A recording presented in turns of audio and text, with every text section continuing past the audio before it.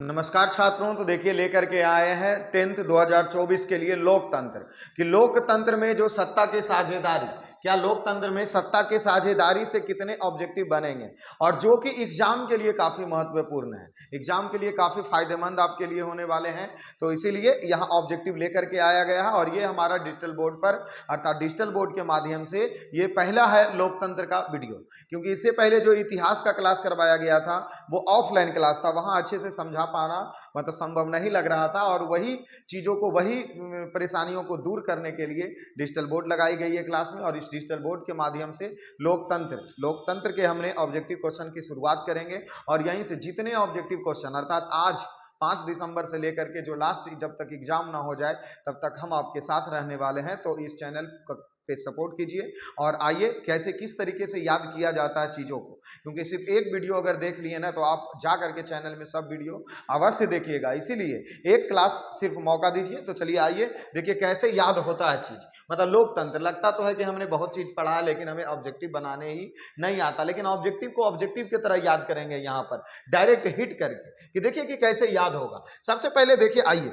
समय को कम बर्बाद करते हैं, क्योंकि सबसे पहला प्रश्न यहां सबसे पहला प्रश्न क्या दिया, सबसे पहला प्रश्न कहा भारत में कहां औरतों के लिए आरक्षण की व्यवस्था की गई थी। अरे सर आप सब तो पहले ही जानते हैं महिलाओं लोग को आरक्षण अति आवश्यक है, क्योंकि जो निम्न कैटेगरी अर्थात पुरुषों की तुलना में उनको बढ़ावा देना बहुत जरूरी है सब चीजों के क्षेत्रों में। जैसे कि साइकिल के क्षेत्र में नीतीश कुमार बढ़ावा मिला ना, हमारे मुख्यमंत्री नीतीश जी ने साइकिल प्रोत्साहन योजना दिया आज से बहुत समय पहले, क्योंकि साइकिल से मतलब साइकिल के लिए ही स्कूल जाए गर्ल्स लोग। इसी प्रकार यहां कहा जा रहा लोकतंत्र में भारत में कहां औरतों के आरक्षण की व्यवस्था की गई थी, किस सीट पर, सबसे पहले ऑप्शन के हिसाब से ना कि अपने मन से कि किस सीट पर की गई थी। आइए देखिए क्या दिया, पहले लोकसभा में या विधानसभा में या मंत्री परिषद में या पंचायती राज संस्थाएं में। तो महिलाओं का आरक्षण सबसे पहले पंचायती राज संस्था में मिला और पंचायती राज संस्था से ग्राम पंचायत की जो चुनावें होती है अर्थात वहां महिलाओं का सबसे पहले आरक्षण मिला।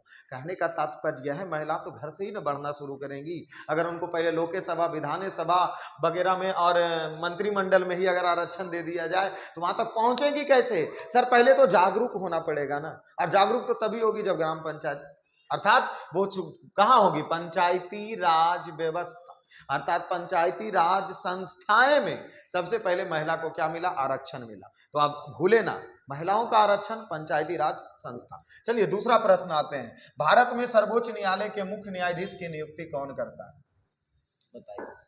ये प्रश्न देखिए, भारत में कौन न्यायालय सर, सर्वोच्च न्यायालय, उच्च न्यायालय ना है, पटना ना है, पहुंचिए दिल्ली। कहां पहुंचेंगे, दिल्ली। सर्वोच्च न्यायालय के मुख्य न्यायाधीश की नियुक्ति कौन करता है, तो राष्ट्रपति के द्वारा यह नियुक्ति की जाती है। समझ रहे हैं, सर्वोच्च न्यायालय के न्यायाधीश बनना एक अलग प्रोसेस है। सर्वोच्च न्यायालय के न्यायाधीश कैसे बनेगा वो एक अलग प्रोसेस है, लेकिन जो उसकी क्राइटेरिया जिसके पास है, जिसके पास जो सर्वोच्च न्यायालय बनने का अधिकार है वो उसके पास अगर है, वो उच्च न्यायालय में 10 साल तक वकालत कर चुके हैं वही बनेंगे ना, 10 साल 15 साल, या उच्च न्यायालय के न्यायाधीश रह चुके हैं वही सर्वोच्च न्यायालय के क्या बनेंगे, मुख्य न्यायाधीश। तो उसकी नियुक्ति कौन करेगा, तो राष्ट्रपति। और राष्ट्रपति को ही भारत का पहला नागरिक कहा जाता है। आप हम तो बाद में हैं, अपने देश का सबसे पहला नागरिक कौन, राष्ट्रपति होता है। तो इसका सही आंसर क्या हो जाएगा, भारत में सर्वोच्च न्यायालय की मुख्य न्यायाधीश की नियुक्ति कौन करता है, तो राष्ट्रपति के द्वारा होती है। चलिए तीसरे प्रश्न देख लीजिए क्या दिया। तो आइए 3 नंबर प्रश्न देखिए, भारत में कहां सर, भारत में सामाजिक विभाजन है। सर भारत में सामाजिक विभाजन कैसा, जटिल है, सरल है, ना सरल है, ना जटिल है, या उपयुक्त में से सभी। तो इसका जो भारत में सामाजिक विभाजन जटिल है। देखिए ये प्रश्न हमें किस दिशा की ओर ले गई। अब भारत में अगर आप समाज को बांटना चाहते हैं तो यहाँ सभी जाति धर्म के लोग मौजूद है और आप कैसे बांट सकते हैं। और इसी उलझन के लिए तो जब हम आजाद हुए थे, आजाद के बाद बहुत सारा राज्य टूट गया, क्योंकि राज्य टूटने का अलग ये कारण था कि हर अलग अलग भाषाई आधार पर लोग अपना राज्य की मांग कर रहे थे। तो सामाजिक विभाजन भारत में क्या है, बहुत जटिल है। तो इसीलिए कहा जा रहा सामाजिक विभाजन जो हमारे यहाँ है समाज का विभाजन करना काफी जटिल है और वास्तविक चीज समाज का विभाजन होना भी नहीं चाहिए। अरे सब लोग हैं, सब लोग मिलजुल करके एक साथ में रहना चाहिए। सामाजिक विभाजन क्यों जरूरी है? इसीलिए यहाँ कहा जा रहा भारत में सामाजिक विभाजन आपसे पूछे तो क्या आप याद रखिएगा कि सामाजिक विभाजन जटिल है। उसके बाद आइए अगले प्रश्न पर। चौथे नंबर प्रश्न क्या दिया गया, भारत में राष्ट्रीय महिला आयोग अधिनियम कब बना? अर्थात महिलाओं के लिए एक आयोग अधिनियम बनाई गई। कौन? राष्ट्रीय महिला आयोग अधिनियम कब बना? 1960 ईस्वी, 1970 ईस्वी, 1980 ईस्वी, 1990 ईस्वी।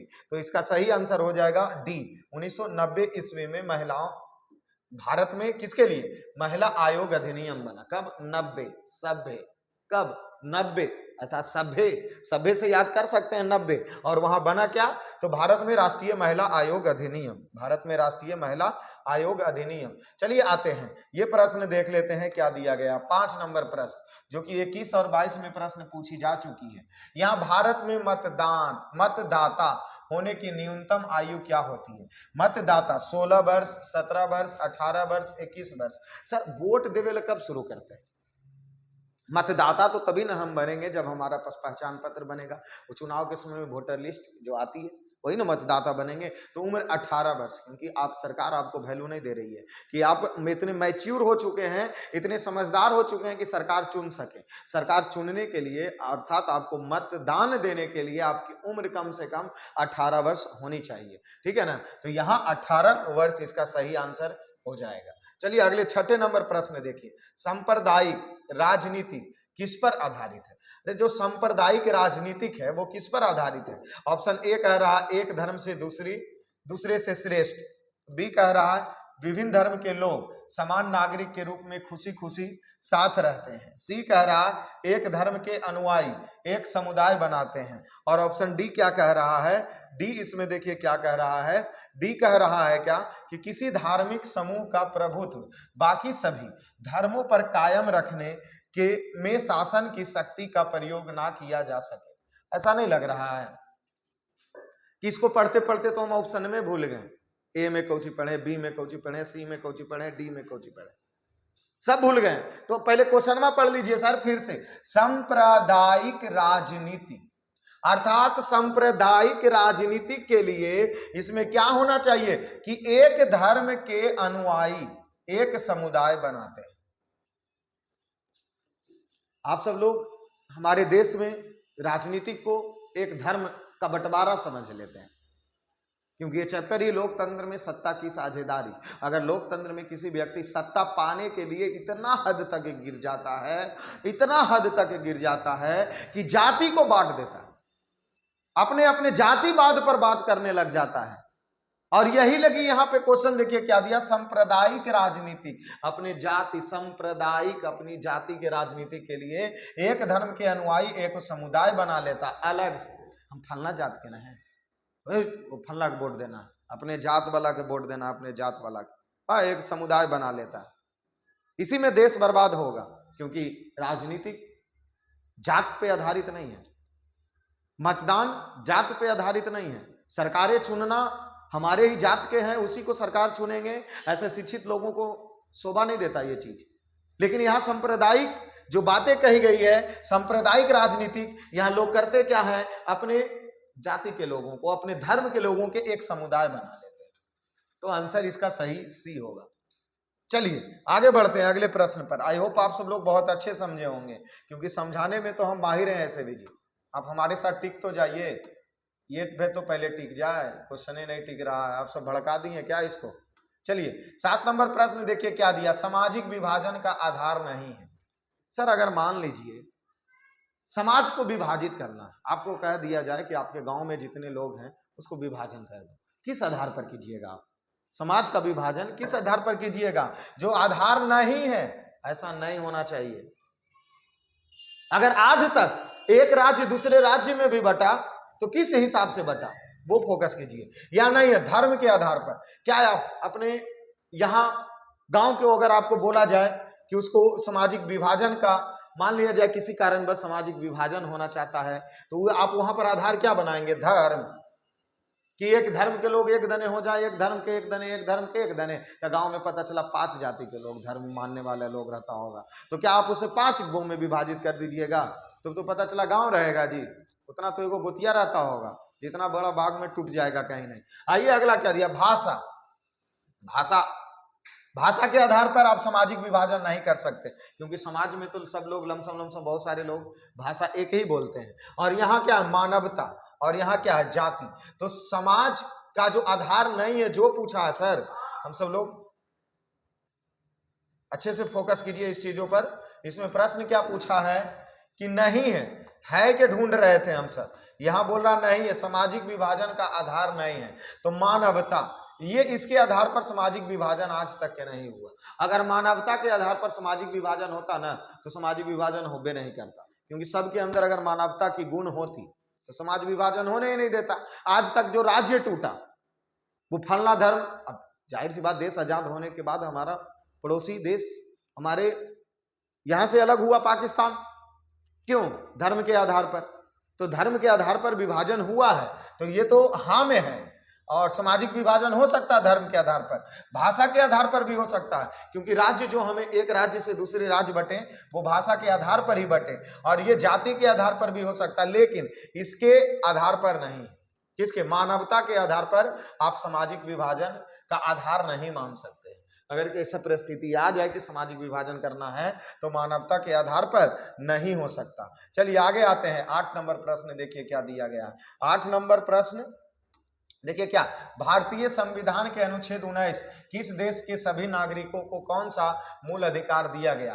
अर्थात प्रश्न फिर से, भारतीय संविधान के अनुच्छेद 19 में देश के सभी नागरिकों को कौन सा मूल अधिकार दिया गया? 19 में क्या है? स्पेशल 10th क्लास में अनुच्छेद 19 से पढ़ना है। तो 19 में किस चीजों का अधिकार दिया गया? समानता का अधिकार। अर्थात अनुच्छेद 19 समानता, सब लोग एक समान रहें, यही अधिकार दिया गया है अनुच्छेद 19 में। तो अनुच्छेद 19 को ही सिर्फ याद कीजिए क्या, कि समानता का अधिकार दिया गया अनुच्छेद 19 में। चलिए आगे बढ़ते हैं। 9 नंबर प्रश्न देखिए क्या दिया गया। 9 नंबर प्रश्न देखिए पूछ क्या रहा, सांप्रदायिक राजनीतिक आधारित होती है किस पर? तो धर्म पर, क्योंकि हम अभी बोले कि लोग धर्म का एक सबसे बड़ा मुद्दा बना करके सांप्रदायिक राजनीति का चुनाव लड़ते हैं, जो ऐसा नहीं होना चाहिए। अगर आप सबके पास भी आकर के कोई अपने धर्म, अपनी जाति के बारे में करे कि नहीं फलानमा को वोट देना है, नहीं चिलनमा को वोट देना है, तो ये चीज नहीं करना है, क्योंकि राजनीतिक अर्थात मतदान एक अपना अधिकार होता है, ना कि एक धर्म का अधिकार है। और ये प्रश्न वही पूछा कि सांप्रदायिक राजनीति का आधारित है किस पर? धर्म पर आधारित है, क्षेत्र पर नहीं, जाति पर नहीं, इनमें से कोई नहीं, जाति पर नहीं, किस पे? धर्म पर। सांप्रदायिक राजनीति किस पर आधारित है?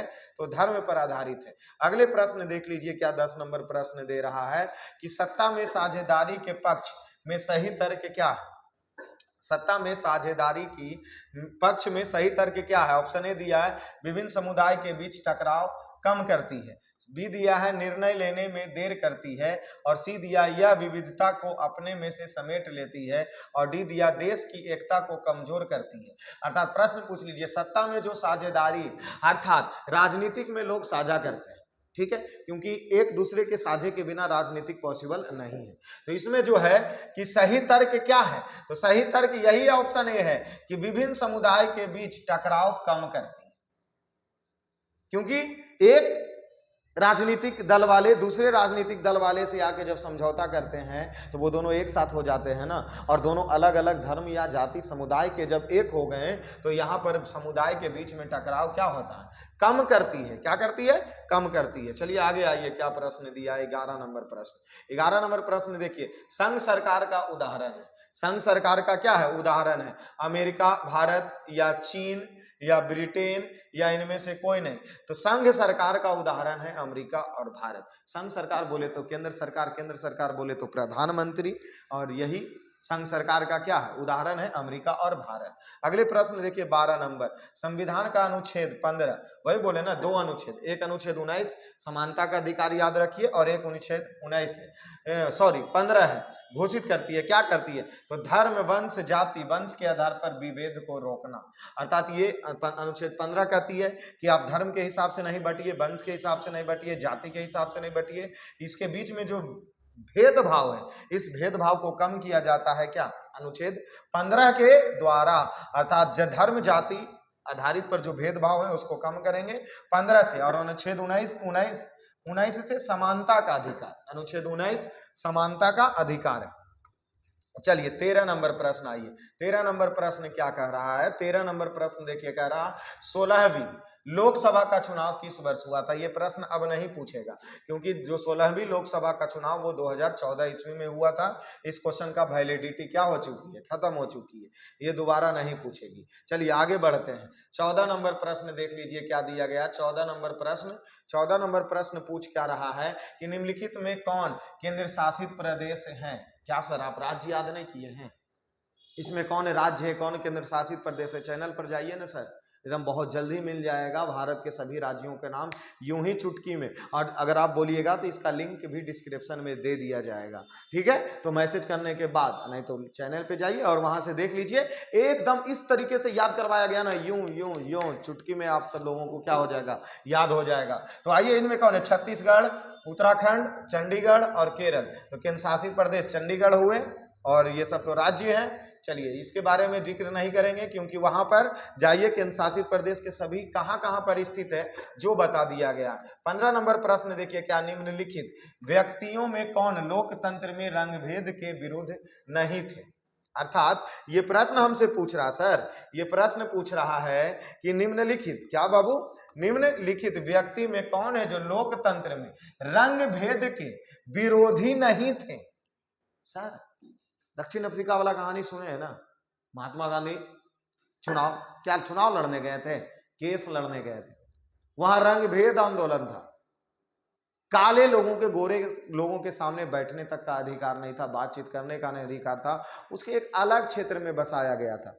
राष्ट्रवाद में ये कहानी सुने हैं ना आप सब लोग। तो चलिए यही इसी का प्रश्न का यहाँ आंसर दीजिए कि रंगभेद के विरोध नहीं थे वाला नहीं। अरे महात्मा गांधी तो विरुद्ध न थे जी, तभी न चल गए दक्षिण अफ्रीका चुनाव लड़ने के लिए। और इसमें और देख लीजिए, पहला ऑप्शन क्या दिया, किंग मार्टिन लूथर, बी में महात्मा गांधी, सी में ओलंपिक धावक टॉमी स्मिथ या जॉन कार्लेस, या जेड गुड्डे। तो जो इसमें थे वो नहीं थे, कौन?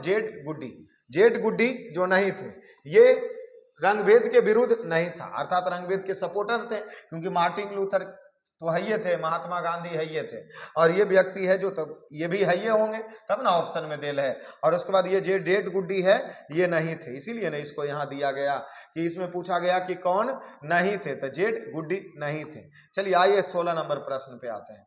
16 नंबर प्रश्न, मच्छर बैठ जाता है तो इसीलिए आगे पीछे नहीं होता है। चलिए आते हैं 16 नंबर प्रश्न में क्या दिया गया है। 16 नंबर प्रश्न, निम्नलिखित में से कौन सा देश एक सांप्रदायिक राज्य है जहां इस्लाम धर्म को राज्य का आधार माना गया है? मतलब वहां बताना कि कौन सा ऐसा देश एक सांप्रदायिक राज्य है जहां इस्लाम धर्म को राज्य का आधार माना गया है। तो वो पाकिस्तान, क्योंकि पाकिस्तान तो समझ ही रहे ना, अब उस धर्म के बारे में क्या जिक्र करना, जो मतलब उस पड़ोसिया के बारे में क्या जिक्र करना जो कभी अपना हुआ करता था, अर्थात पाकिस्तान। अब वो अपने आप को एक इस्लाम धर्म के देश, मतलब सांप्रदायिक इस्लाम धर्म का राज्य का आधार मानता है। ऐसा गलत है, नहीं मानना चाहिए। वहां भी जो हिंदू धर्म के लोग हैं उनके साथ काफी अत्याचार की जाती है, ऐसा नहीं करना चाहिए।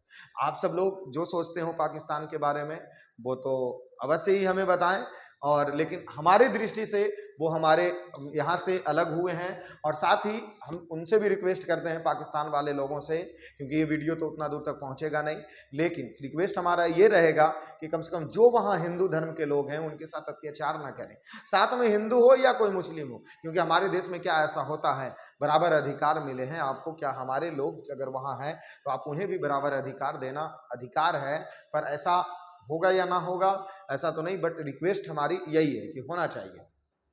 चलिए आगे आते हैं 17 नंबर प्रश्न। 17 नंबर प्रश्न क्या, लोकतंत्र एक शासन व्यवस्था है, कैसा? लोगों के द्वारा, लोगों के लिए या उपयुक्त सभी। तो हमने तो इसका परिभाषा लोकतंत्र का ही आप याद किए होंगे कि लोकतंत्र कहता क्या है कि लोगों के द्वारा, लोगों के लिए, लोगों के द्वारा ही बनाए गए कानून, अतः जनता के द्वारा जनता के लिए बनाए गए कानून मतलब लोकतंत्र कहलाती है। तो ये तो लोगों का हइये है, लोगों के द्वारा बनवे करता है और लोगों के लिए ही बनता है, इसीलिए उपयुक्त में से क्या जाएगा, सही जाएगा, लोकतंत्र शासन व्यवस्था। चलिए 18 नंबर प्रश्न देख लीजिए, एकदम किस हिसाब से पूछा है, एकदम देख रहे 13, 14, 19, 19, 19, 21, 22, एकदम VVI एकदम कर लीजिए, एकदम गौर से इसको देख लीजिए।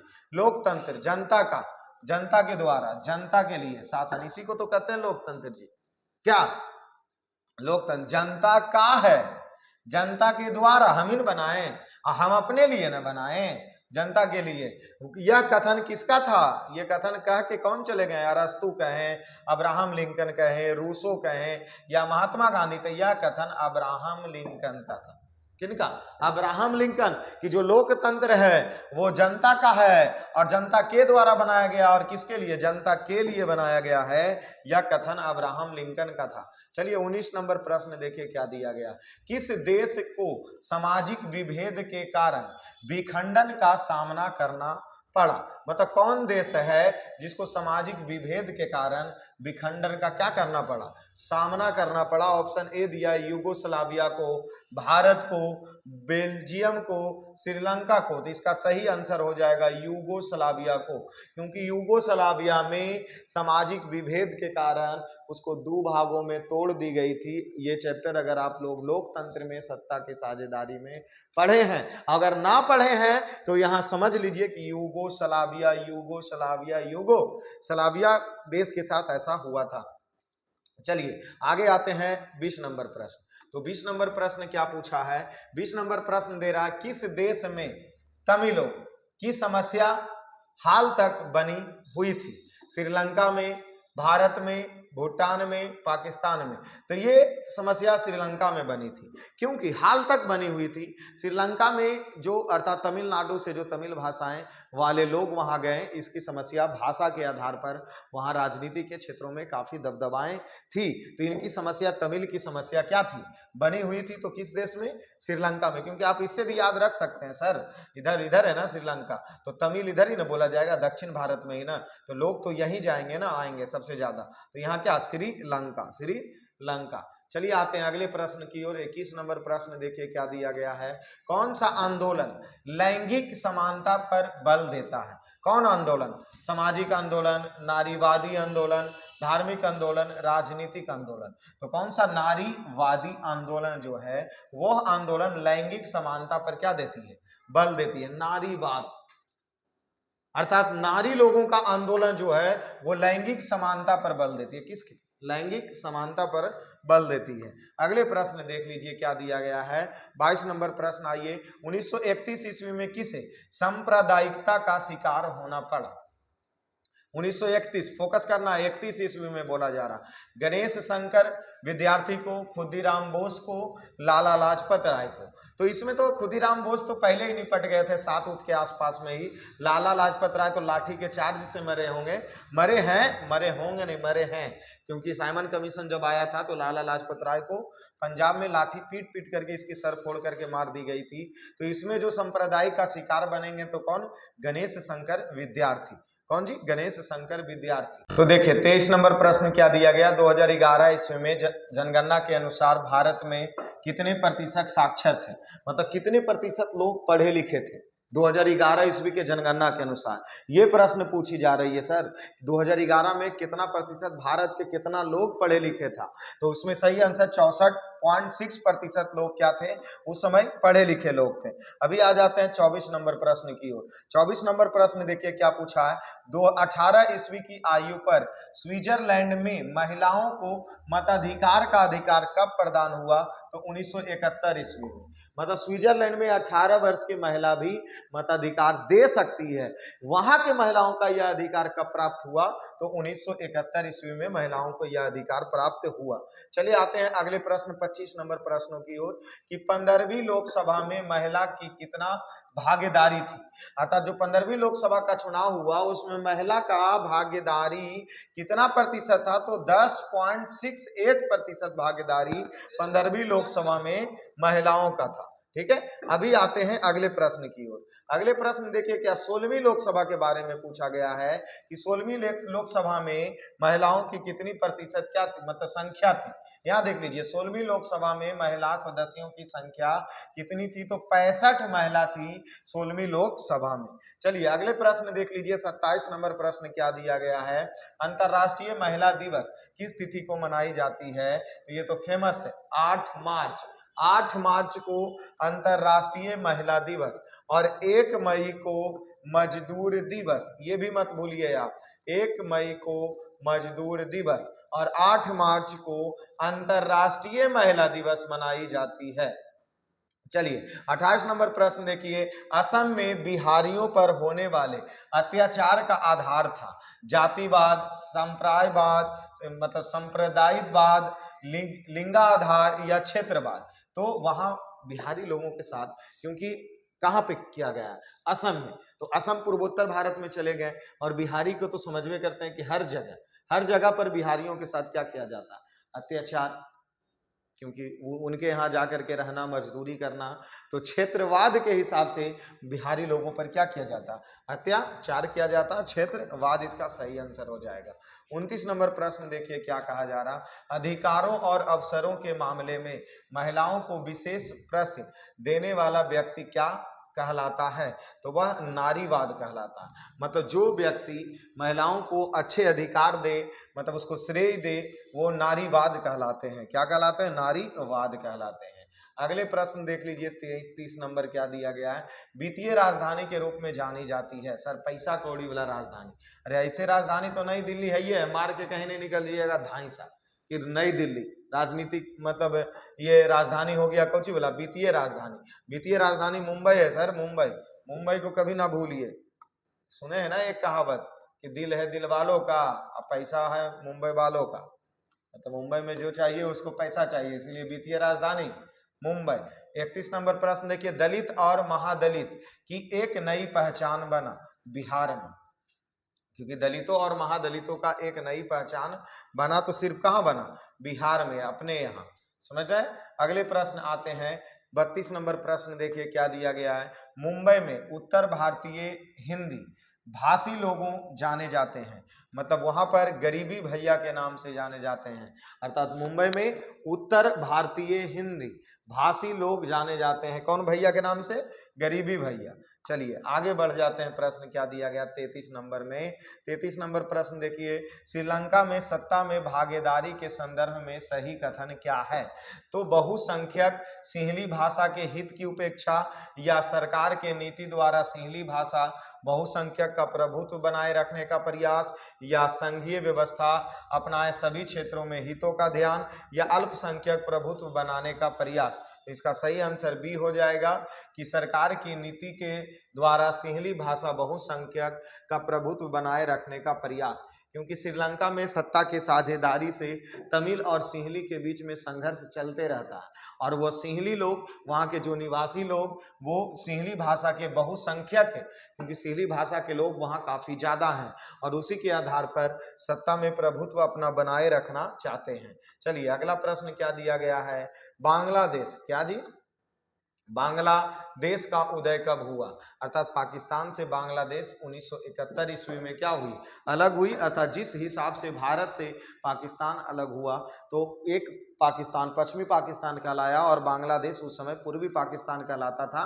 लेकिन 1971 ईस्वी में बांग्लादेश एक नया देश बन करके उभरा, कब, 1971 ईस्वी में, तो उदय हुआ 1971 ईस्वी में। चलिए आते हैं अगले प्रश्न, 35 नंबर देखिए क्या प्रश्न दिया गया, एक आदमी अपना सब कुछ छोड़ सकता है परंतु वह जाति व्यवस्था अपने विश्वास की तिलांजलि नहीं दे सकता, यह कथन किसका है, श्री जगजीवन राम, श्री रामविलास पासवान या सरदार वल्लभ भाई पटेल या सुभाष चंद्र बोस। तो यह कथन श्री जगजीवन राम का था, किसका था, श्री जगजीवन राम का था। अगले प्रश्न देख लीजिए क्या दिया गया है, 36 नंबर प्रश्न क्या दे रहा है कि नस्ल, क्या जी, नस्ल का आधार क्या होता है, जीवन शास्त्र, धार्मिक, सामाजिक या आर्थिक।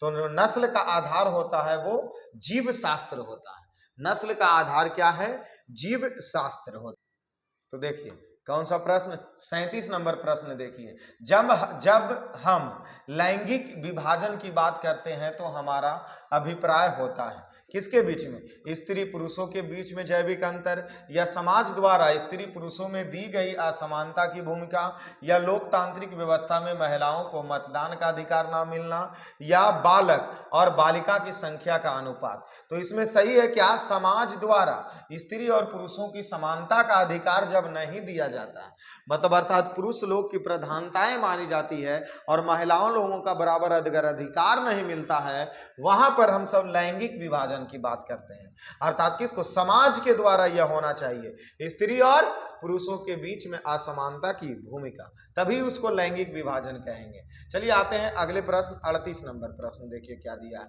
मैक्सिको ओलंपिक समारोह के दौरान किया गया विरोध का कारण क्या था? तो वहां पर नस्लवाद, क्षेत्रवाद, संप्रदायवाद या वर्गवाद। तो वह जो नस्लवाद के कारण ही वहां पर क्या किया गया था? विरोध किया गया था। अगले प्रश्न देखिए 39 नंबर प्रश्न क्या दिया गया? 39 नंबर, नोबेल पुरस्कार से सम्मानित बांग्लादेशी अर्थशास्त्री हैं कौन? प्रोफेसर इकबाल यूनिस, या मोहम्मद इकबाल यूनिस, या प्रोफेसर मोहम्मद यूनिस, या मोहम्मद सारिफ यूनिस। तो वो प्रोफेसर मोहम्मद यूनिस है। चलिए अगले प्रश्न देखिए 40 नंबर प्रश्न क्या दिया गया है? धर्म को समुदाय का मुख्य आधार मानने वाले व्यक्ति क्या कहलाते हैं? तो सांप्रदायिक कहलाते हैं, क्योंकि धर्म को समुदाय का आधार मानने वाला व्यक्ति सांप्रदायिक कहलाते हैं। ये हमारा पहला वीडियो था, आप सब लोग बहुत अच्छे से देखें, पढ़ाने के तरीके, पढ़ाने के ढंग, तो सपोर्ट कीजिए सर। सबके तरह हम भी आपके साथ जुड़े रहेंगे और 400 नंबर तक आपको लाने की फुल गारंटी दी जाती है। आप सपोर्ट कीजिए हमें। तो आप सब लोग यहाँ तक पहुँचे, बहुत अच्छा, धन्यवाद, नमस्कार।